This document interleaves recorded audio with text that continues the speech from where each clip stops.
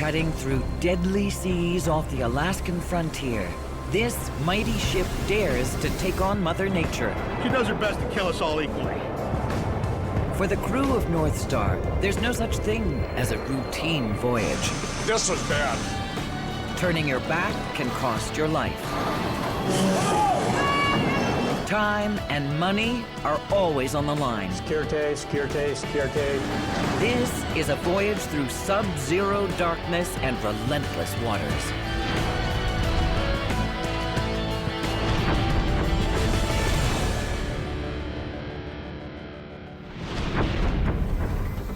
The cargo ship North Star is a lifeline to the people of Alaska.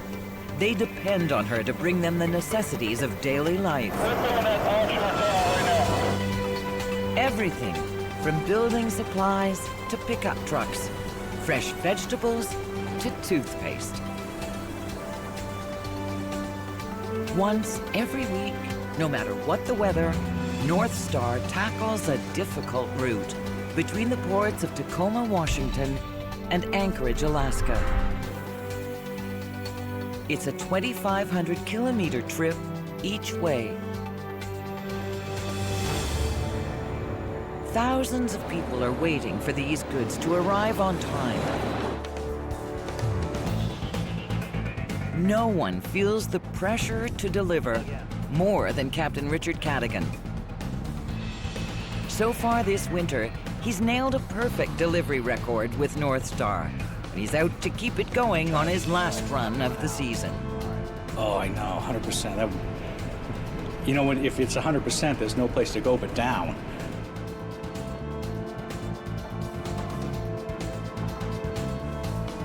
At 255 meters long, North Star is a one-ship convoy between Alaska and the lower 48. Her decks crammed with up to 600 cargo trailers at a time. Captain Cadigan has sailed on North Star ever since her maiden voyage in 2003. He worked his way up from second mate, landing the captain's position 4 years ago. He has complete faith in his ship's ability to overcome whatever gets in her way. When you get out here in the big storms and the tough weather and the ice up in Cook Inlet, you know, it's just amazing. It keeps it all together. You gonna be able to hold it? Yeah, I got it. Just give signals. After a tough journey down from Alaska, North Star eases up against the dock in Tacoma. Okay, Jim, any time for the ramps? This is just a pit stop. In 8 hours, she must be on her way back north again. Hold on. No more. Soon, hundreds of transport trailers weighing up to 30 tons each will roll across these ramps. Lock them in, 10, and 10. Dock ramp. To keep them safely in place, the dock workers secure the ramp so tightly they can barely budge at all. Even sitting still, North Star will eat up 2 megawatts of electricity. But she is the first eco-conscious cargo ship in the Pacific Northwest. Before any cargo is loaded, electrician Dan Mitchell switches North Star over from diesel to cleaner electric power. Until they sail again, all the electrical systems on board will run off this single supersized plug. You have to remember that a ship is like a small city, and it requires a lot of power. There's thousands of lights on here. This hookup reduces diesel and greenhouse emissions by 680 tons annually. Good news for the environment. But if that giant plug isn't handled just right, it can unleash a nightmare. We just want to make sure it's plugged in correctly, and that we have a lot of safety features so the power's not on, but it can vaporize metal and kill you instantly. Plugged in and powered up, North Star is now ready to be cleared out and reloaded. Dustin, Snell, Ashley Steele, you guys are on second deck. At the loading yard, 74 stevedores are champing at the bit. Todd Iverson and Tony Trinidad. Okay, that's it for here. This gang has only 6 hours to completely unload North Star and then reload 346 massive trailers plus a fleet of cars. The ship must leave by midnight to catch high tide going into Alaska, just 62 hours from now. Every minute counts. Leave a copy in Phil's box and bring me back the original, would you? On board the ship, the captain is in charge, but on the docks, lead foreman Nick Engels is the boss. Pay attention. Watch what's going on around you. Lots of In the military rush on to main meet deck in tight second deadlines, cabin, same as some of last the week. drivers are taking chances.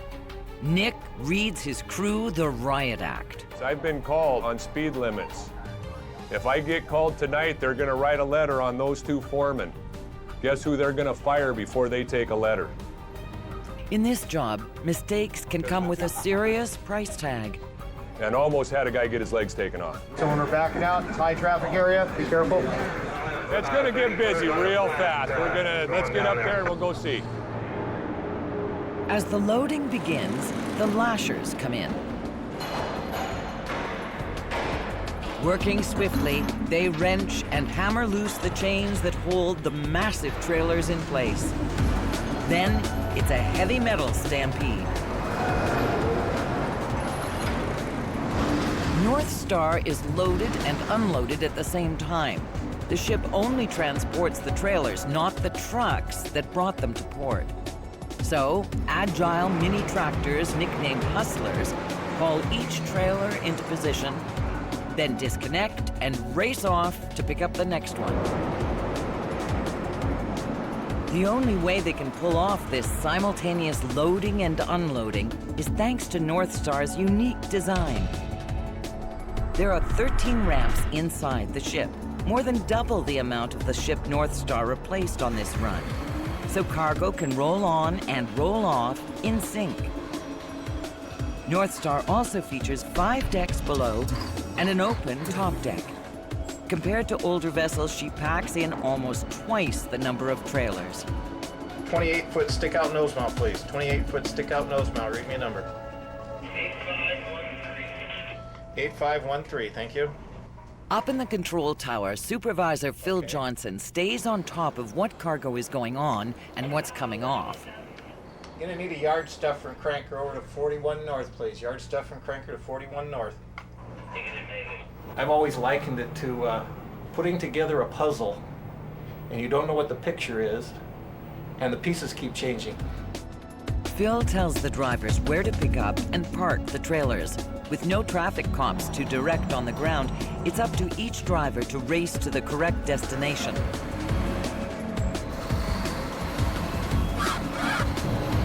Tony, the guy's got to park these fairly close just because of the tightness of the ship and the way it's designed. There's about a 4 to 6 inch gap between trailers here. If I can put a cigarette between here and it doesn't hit the deck, that's perfect. It's a dangerous combination. The hustlers rushing around the decks, lashers dashing about. If they don't pay attention, they could be crushed in an instant. Somebody getting hurt. That's my biggest fear. All night long. North Star doesn't just deliver trailers full of food and staples. Alaskans also need heavy equipment to work on their pipelines and oil rigs, and new cars for their driveways. One big customer is the U.S. Army. It depends on North Star to service its 3 Alaskan training bases. And the shipping company knows Uncle Sam won't settle for anything less than perfect service. There's 2 of them there, 2291. Back up in the tower, Phil is keeping an eye on his own Army, always on the lookout for surprises. And we've had trailers break in half, literally. They're overstressed and they just fall apart. The challenges won't stop at the dock. Soon, North Star will be heading into the teeth of a brutal storm that will push both vessel and crew to the brink.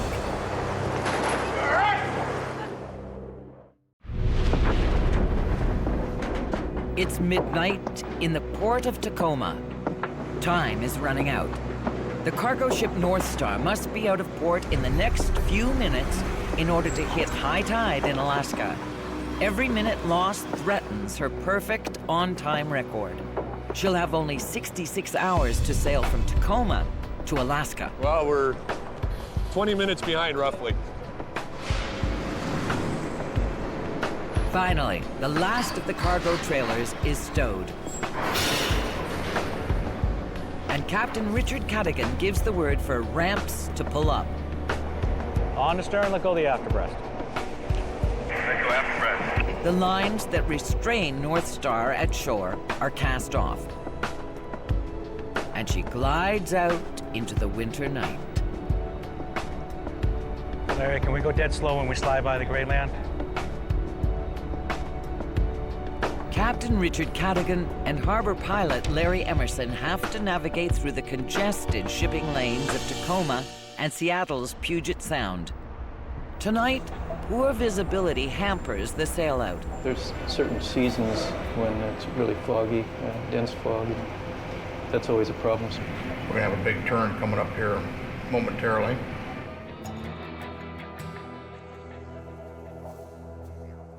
Able-bodied seaman Jack Madden has spent his life at sea. Tonight, he's hand-steering North Star through the fog. Where it starts to get tricky is when you get up here around the corner or up by Point No Point where you have the tide involved. If you don't pay attention to it, it can get away from you real quick. Even with a first-class crew, Captain Cadigan is always looking 2 steps ahead. What can go wrong and how do I get out of it? And how do I not let this pilot or the mates, do something by accident that's just gonna ruin my whole day? North Star's owner is Totem Ocean Trailer Express, or TOTE for short.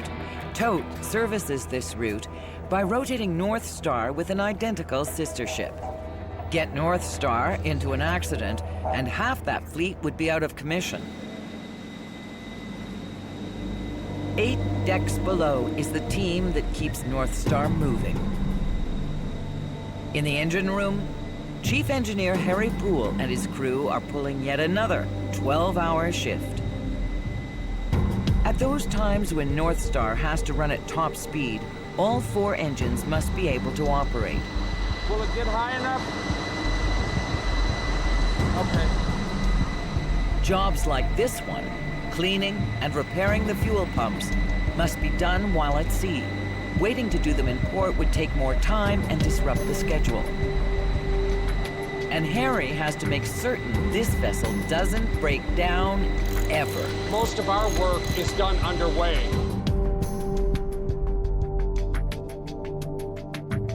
When we do the big, huge maintenance on these engines, which last about a month per engine, they're done while we're out at sea. North Star's 4 diesel-electric engines produce 11.7 megawatts of power. That enables the ship to cut through even stormy waters at a speed of 24 knots, or 44 kilometers per hour. Harry understands every valve and bolt on the ship.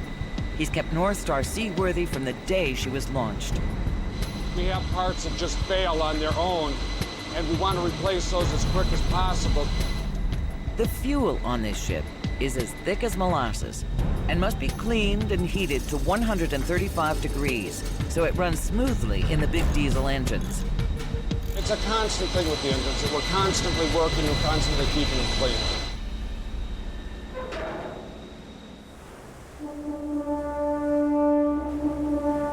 It's been 7 hours since the ship left Tacoma. We're coming out into open water now, and about what the weather was forecast. North Star moves out of the Strait of Juan de Fuca into the North Pacific. The crew is bracing for a tough beating on the open sea. The wind's going to pick up, the seas will pick up all day long. We have a storm that's to the west of us, and that's kicking up the winds on our stern. The crew is not about to risk any damage to their valuable cargo.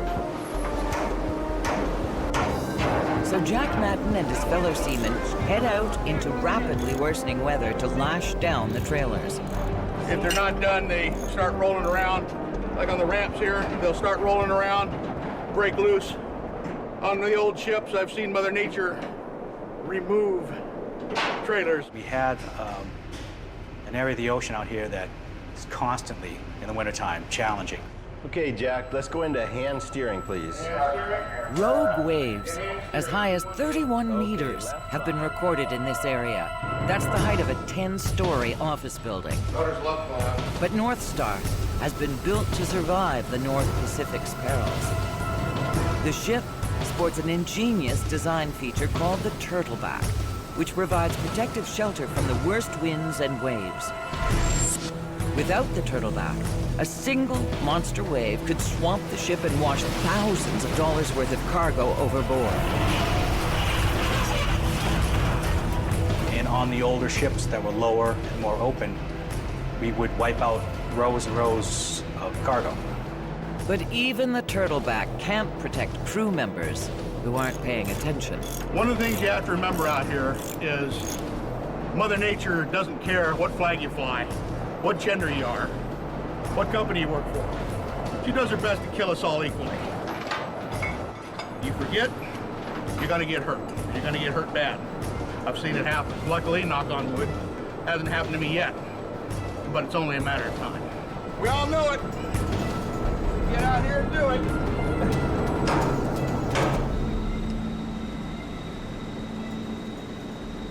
Trouble on deck and trouble below. In the engine room, a different kind of storm has the potential to throw North Star completely off schedule. We shut it down later, maybe. We've got a leak in the number 3 cooler, Lubo cooler on the number 3 engine. And at some point, we're gonna have to shut it down, open that cooler up and see where the crack is so that we can repair it. You know, and they welded that damn clamp all the way around both sides. The problem with an engine going down is if we do need an engine or we need that engine, it could slow the ship down so that we don't keep our schedule. They'll need all 4 running perfectly to ramp up to full speed. Later, because even the socket is broken now. I got to put a new socket. There's another threat to that schedule. The storm is almost on top of North Star. Her crew must lash down everything on deck and get ready to take a beating on the open seas.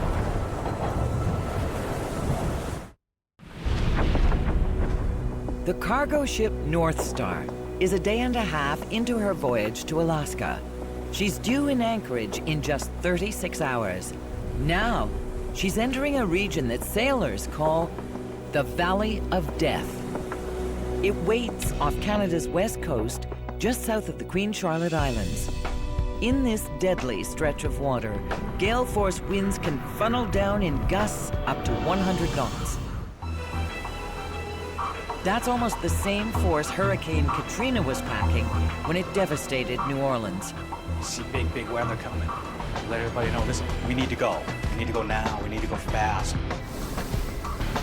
North Star was specially designed to take on these sorts of rough conditions. Her hull is reinforced to battle waves and ice. The bulkheads, internal walls that form the structure of the ship, are rated higher for water protection than the average freighter. Even so, keeping the ship safe might mean sailing around the storm.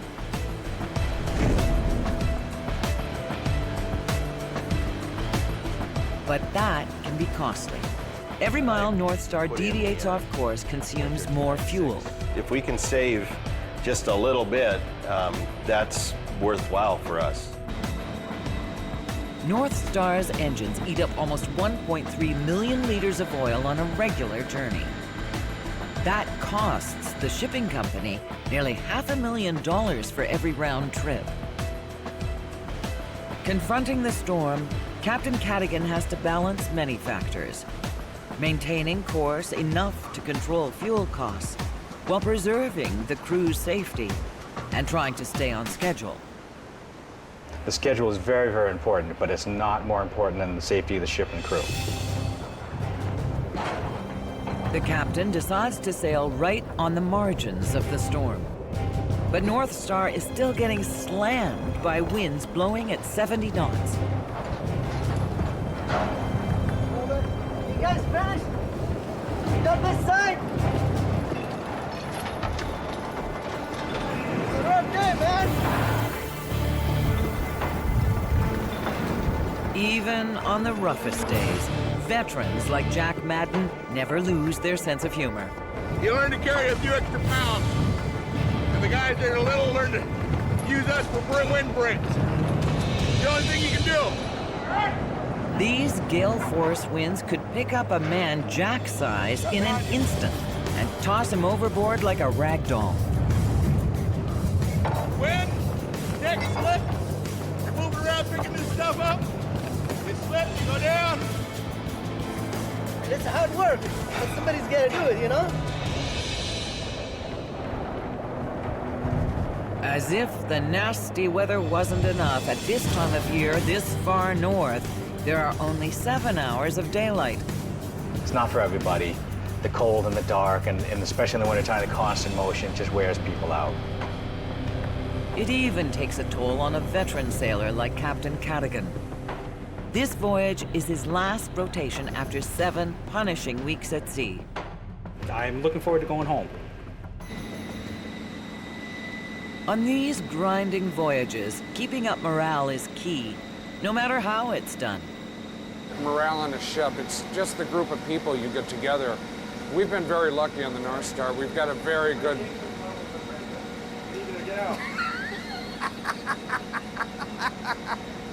Oh, let me help you. Is anybody burned? That's an example of morale. We have a schooner? Okay. Meanwhile, in the galley, Chief Steward Paula Kalakini knows light hearts sit just above full stomachs. If I make something homemade, they definitely hit it harder than they do the stuff out of the freezer. Pick up, Chief! Comfort food is still one of the things that the guys look forward to. Okay, you're welcome. If we have bad food, the whole mood of the ship will change. Guys just don't, they're not as friendly. They get a little cranky about it.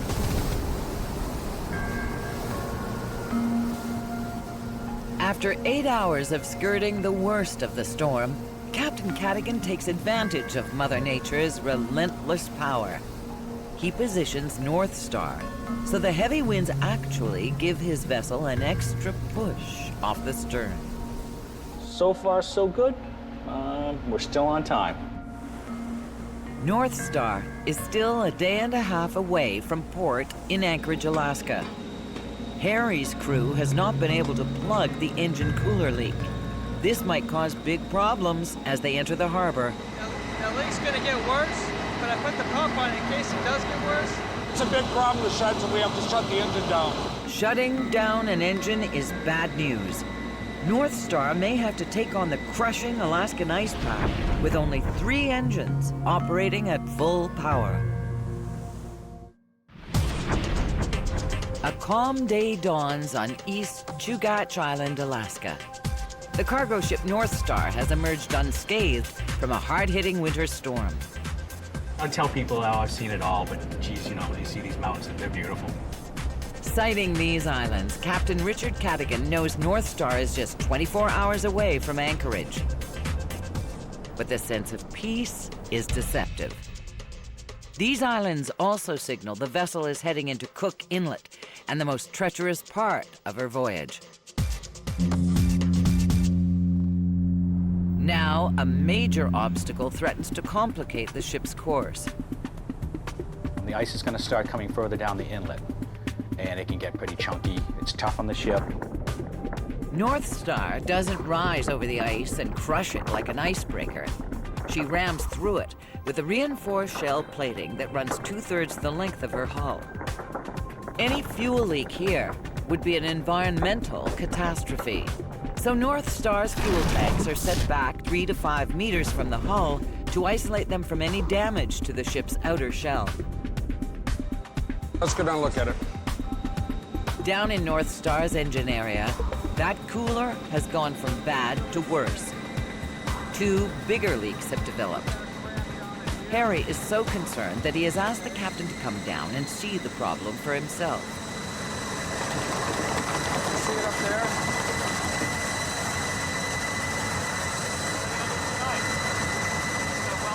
The number 3 engine might have to be shut down, but that could spell real trouble. Without full power, North Star will lose significant time. Meanwhile, up on the main deck, The able seamen prime the ship for her approach to Alaska. Everything from greasing the machinery wires to ward off saltwater corrosion and breakage, to loading the tether cables with heavy fishing weights to ensure they soar through the tough Alaskan winds and reach the dock. Morning, Pat. Rich. How you doing? What's happening up there? Captain Cadigan checks on weather conditions up ahead with TOTE's Alaska office. Okay. Ice is thick and the pans are starting to join together. Good morning, good morning. Another beautiful day. To coordinate the approach into Anchorage, Captain Cadigan meets with Harry and North Star's Alaska pilot, Dave Cooper. Gonna come up to -2. The man responsible for steering the ship through the narrow inlet to the dock. Cool? Sounds good. All right. Up to you guys. They're concerned about the ice packs and the potential loss of a main engine. Okay. We should have 3 going up the inlet just so we got power and get the ice. Yeah. Even if you don't need all the horsepower, just leave it on. That's fine. North Star is ready to make the move into Cook Inlet, but off her port side, the crew spots another threat to their perfect on-time record. A freighter from a competing company has butted into line. So now we have to stay far enough behind them so we don't crowd the harbor. It's a very small harbor. It can't be 2 big ships in there at once. North Star still has 12 hours to go before she reaches port in Anchorage. It will be a long night for the captain and crew. Every step along the way will demand their full attention. Security, KIYA North Star, YA North Star. It's 3 a.m. and North Star is inside Cook Inlet. Thank you. This is a critical point in the journey for pilot Dave Cooper.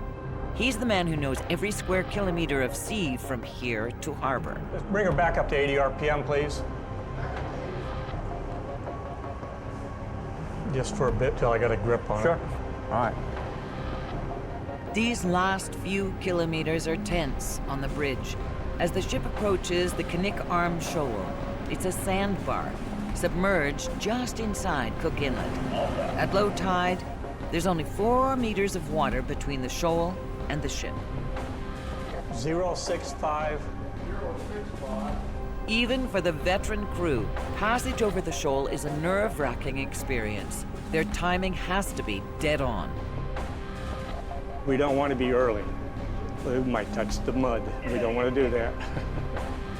The threat of running this $175 million ship aground is very real, especially with North Star's crossing of the shoal being delayed by the competing vessel. I wish we could have gone ahead of them, but there wasn't enough water for us to do this. The chief engineer is up from the engine room to watch the approach. North Star is running on only 3 engines. Hopefully, they will generate enough power to break through the ice pack and get over the shoal in time.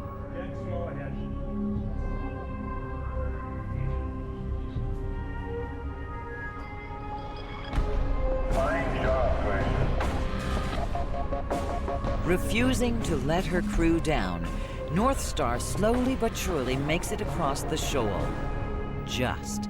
But she's far from home free. The ice is closing in. Dead slow ahead.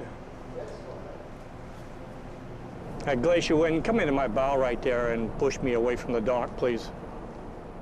As they near the dock, the captain and pilot step out onto the flying bridge. Midships.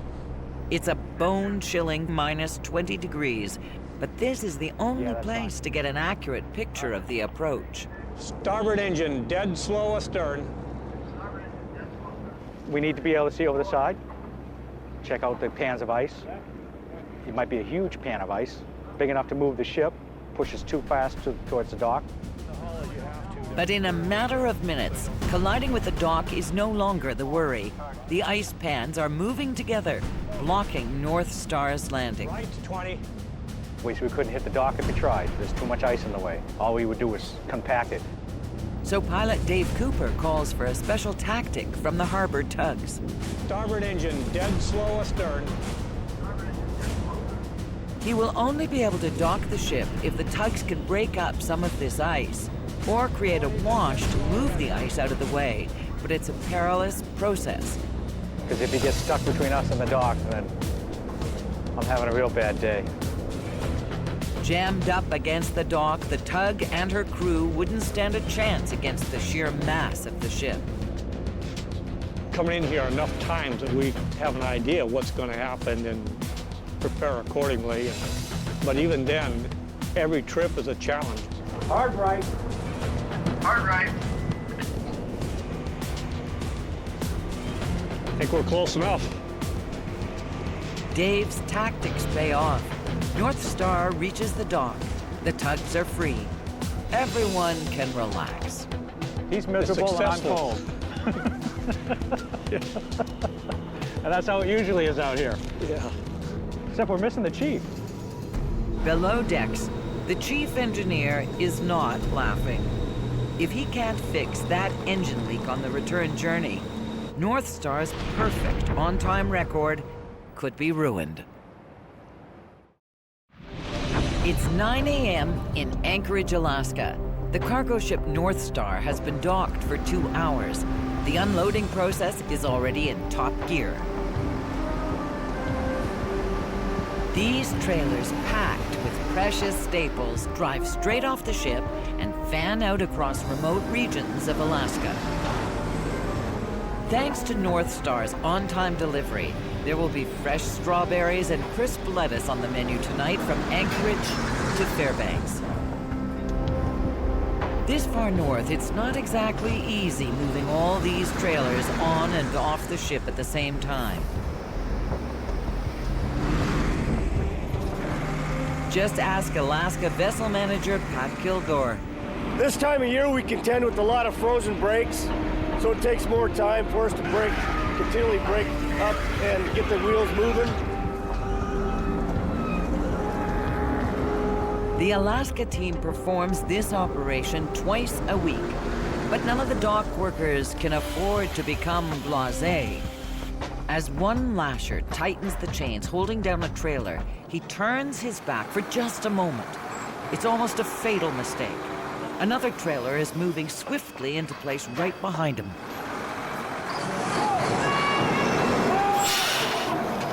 It's a very close call.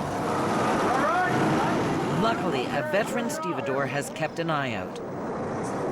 Slipping into a routine almost costs this lasher his life. There are other challenges to the Alaska load. At minus 20 degrees, the weather complicates every step. Exposed skin that touches metal will freeze in an instant. The couplings that hold trailers in place ice up, and a welder is constantly repairing cracks caused by sub-zero temperatures. It's a tough breed. They do a great job for us up here.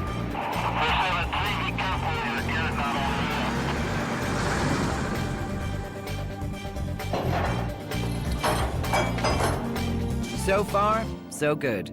By noon, North Star unloads and fills up again with mostly empty trailers.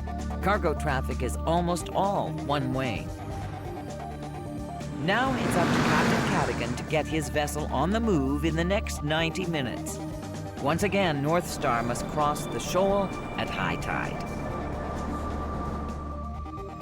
But the ice floes are forming into a thick mass that could stop North Star from casting off.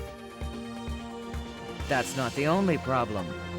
The ship is boxed in by her parking position at the dock. We have absolutely no room to go astern. We have zero mistake to go backwards. Between the ice and the pier, there's no space to maneuver behind the ship. It's a tough place to be. I mean, come on.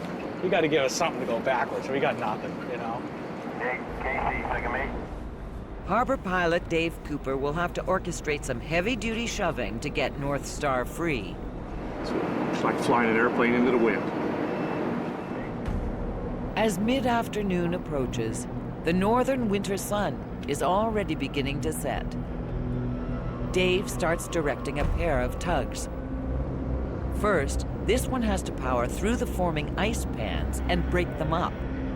Next, the mooring lines are dropped. Then the other tug has to push North Star's bow out from the dock. Dead slow ahead. Dave calls for ship power and rudders to edge North Star into the harbor. Finally, the first tug gets into position and pushes the stern away from shore. Okay, that's what we want. We want you to be able to push. That's good. Both stern lines are clear of the water. Okay. It takes a lot of finesse, but the tug pilot manages to wiggle North Star loose. Starboard engine slow ahead. Starboard engine, slow ahead. All clear out.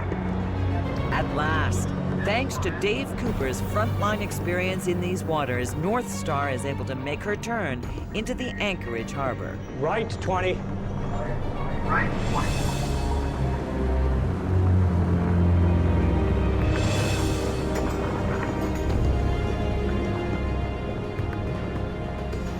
Now, the ever-changing Alaskan weather throws another challenge. North Star is heading out into a snowstorm. But in spite of the ice and the storm, she crosses over the shoals and is headed for home. Even so, the hard work is far from over. On the return to Tacoma, North Star carries a much lighter load. Most of these trailers are empty, making the ship roll from side to side a lot more. If you get the momentum of your roll and it continues to increase and increase, you can lose cargo. You can have cargo damage, you can injure people. And there's more bad news. Down below, Chief Engineer Harry Poole has just discovered that his crew can't fix the engine cooler leak. We need to get this done at Tacoma so we can use this going north. We need a TIG welder, which we don't have on board. We have to keep our schedule. He's only got so many hours to get this fixed. And it's been my experience that if you let a problem go, what if we have another engine go down? Now we're only at half capacity, so. Captain Cadigan has a lot on his mind. In the ship's gym, he's hoping some heavy lifting will lighten the load. So just come down here and get rid of some stress. You know, usually there's nobody down here this time of day. In 24 hours, the captain is scheduled to head home to Massachusetts and the family he hasn't seen for 7 weeks. I gotta get to the airport. That's the most important thing tomorrow. I gotta get to the airport. So do not get in my way. But the nearer they get to Tacoma, quite a lot of things will get in North Star's way. Hundreds of vessels ply the Strait of Juan de Fuca just south of Vancouver Island. Some, like this submarine, require a little extra attention. And he's headed our way, so we're gonna have to keep an eye on him. They get a little jittery when they get to the surface. Huge steel objects are not the only traffic out here. Whales everywhere. And they're everywhere. They're like squirrels out there. While the bridge crew scans the waters, Harry worries about the job that awaits him in port. I'm just thinking about the work we're going to do if we can get it done with the crew on. So we'll see. Everything's up in the air right now. It's late morning on North Star's final approach to Tacoma. Just before they turn into the harbor, Alaska pilot Dave Cooper prepares to disembark. One day each week, I get to go home while the ship loads up. And Del McKenzie, the Puget Sound pilot, comes aboard to guide North Star into Tacoma. Once they safely navigate through the congested shipping lanes leading past Seattle, it's time for the final challenge of this voyage. North Star won't just sail straight to the dock. Everything's tricky about this maneuver. The ship must make a 180-degree turn in the harbor and back into her berth. First, a harbor tugboat gets in close to swing North Star past a floating barge. Hit ship! Then the tugs ease the ship's stern into the turn. And start her backing down, getting her nice and steady and right down the middle of the waterway. nice and safe. And North Star turns her back to the port with an elegant swing. Dead slow on both, yeah? Dead slow on two. Okay. Now she moves backwards through a narrow waterway towards the pier. Captain Cadigan's 7-week odyssey is almost over. Life's good, Captain. Oh, it is. Going home today. Oh, you are? Life's very good. Good for you. Back to the promised land. Yeah, The relaxed atmosphere up on deck is nowhere to be found down below. For the chief engineer, the pressure is on to fix that engine cooler leak before North Star heads out again, just 8 hours from now. The cargo ship North Star has finally returned to the port of Tacoma. What's normally a routine run to Alaska and back has pushed her crew to the limit. It's 1,500 miles, and I got to put it in 1 feet of dock here on the little white line. I spent a lot of fuel getting that white line. He also nails yet another on-time arrival, which means his score is still an incredible 100% this winter. Schedule's good. Real good. I am 17 minutes ahead of schedule. Huh? That's not bad. That was a quickie. Yeah, put away. The captain is due to go home, but he's not leaving just yet. You do this one first? There are only 8 short hours in which to prepare the ship to head out again. But there's no guarantee she'll be able to make the trip. Yeah, where are you? Chief Engineer Harry Poole is racing the clock to get North Star back up to full strength. Let me show you what we gotta do. A team of engineering specialists rushes aboard to check out the crack in the engine cooler. We got a leak on the 4, we got a leak on 1 now. You know, but this was bad. There's no way North Star can handle another trip to Alaska without all 4 engines running perfectly. She'll face an even thicker ice pack next time round. The ship is stuck until these leaks are plugged. First things first, we'll get all these fractures fixed up. Yeah. But a welder can't get to work until the ship has been refueled. A single spark from the welding gun could mix with vapors from the open fuel hose and ignite a deadly explosion. Holding things up even more, the fueling barge hasn't shown up yet. Meanwhile, Nick Engels, the lead foreman, launches his crew of lashers into action. Once again, the familiar scramble to load and unload North Star's cargo sprawls across the decks.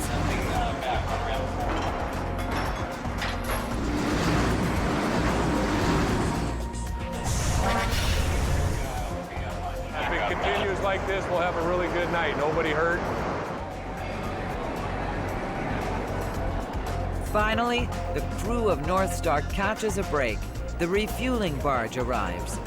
The thirsty ship drinks in another 1.3 million liters of oil for the voyage north.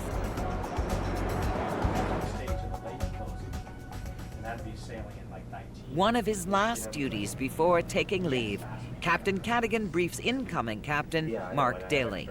So that should be. Are you going to just come time it to get in? Because I can maybe just hold up in the inlet a little bit if it looks like it's going to be stormy outside.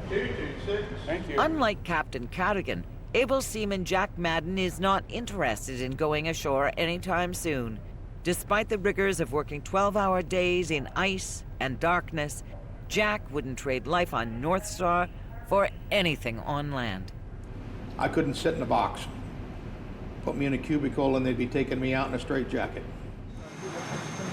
Down in the engine room, the welder is working quickly to fix the leaks uncovered by Harry and his team. We found about 7 cracks in the unit. 7 cracks, more than even Harry anticipated. And they still got back to Tacoma on time. Soon, all 4 of North Star's engines will be online. He's repaired all of the cracks inside of the pipe. We're basically finished. First to close that cooler up tomorrow, and the cooler's going to be good to go. These reinforcement welds should hold for another 6 to 8 months. Not that I want to leave. Just like that. Get this on camera. Give me a hug. Oh, be good. Captain Cadigan can leave North Star knowing She is truly shipshape. All right, we're done. See ya.